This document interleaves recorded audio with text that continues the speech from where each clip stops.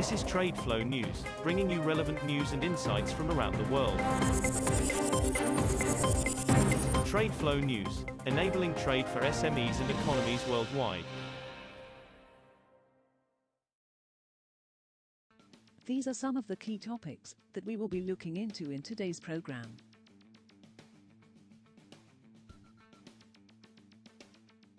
First, let's take a look at the overnight headlines which are impacting the commodity markets.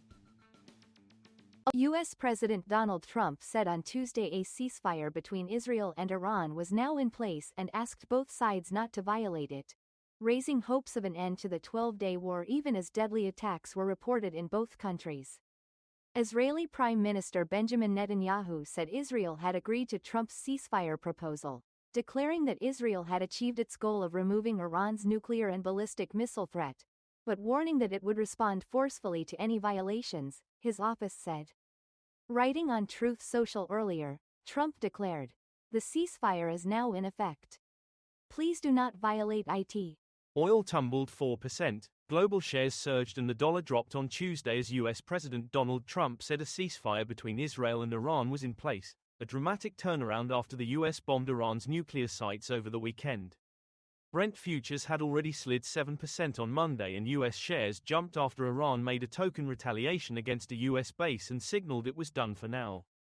With the immediate threat to the vital Strait of Hormuz shipping lane seemingly over, the global benchmark was last at $67.68 a barrel, its lowest since June 11.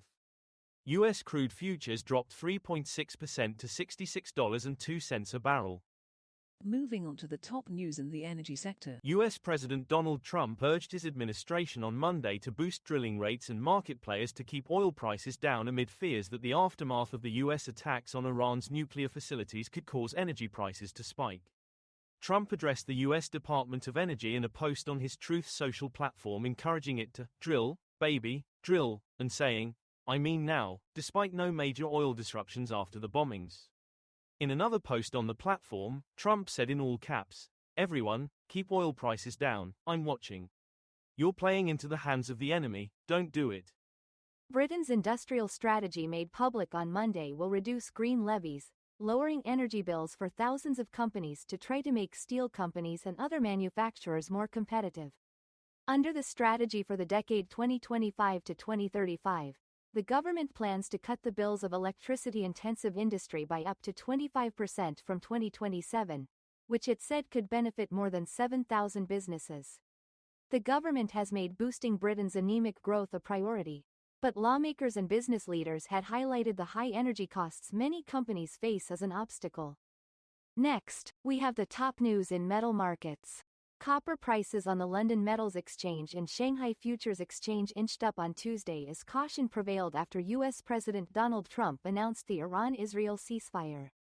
LME 3-month copper was up 0.52% at $9,717.50 per metric ton as of 07:03 GMT, and SHFE most traded copper gained 0.4% to 78,640 yuan. $10,956.77.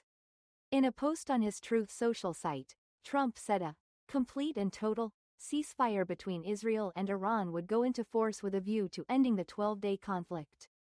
Metal producers in the European Union are lobbying the bloc to impose export duties or curbs on scrap metal shipments in the next few weeks to stem a sharp increase in flows to the United States caused by the Trump administration's trade policies. Europe's metal producers are warning of a shortage of scrap and an upending of carbon emission strategies after U.S. Donald Trump's 50% levy on imported steel and aluminium heightened demand and sharply inflated prices for tariff-free scrap. The aluminium industry is asking the EU to stem outflows using export authorization measures, hitherto only used during the COVID pandemic, when the European Commission demanded companies request permission to export protective gear and vaccine doses. Export tariffs would be another option. We will now look at the top news in the agricultural sector. Egypt has imported 4.9 million metric tons of wheat, 4.2 million tons of corn and 2.2 million tons of soybeans so far this year, the Agriculture Ministry said on Monday. Last year, Egypt imported over 7.1 million tons of wheat, 4 million tons of corn, and 1.8 million tons of soybeans from the beginning of January through the end of June. That marks a 30% drop in wheat imports, a 4% decrease in corn imports, and a 22% rise in soybeans imports, according to trading data seen by Reuters. The ministry also said it is considering new origins for strategic commodities. That is all for today's news on commodity markets. Stay tuned to TradeFlow News as we continue to provide you with more updates. We also invite you to follow us on Twitter at TradeFlow News, which allows you to watch our program on your mobile device or desktop to receive information from there.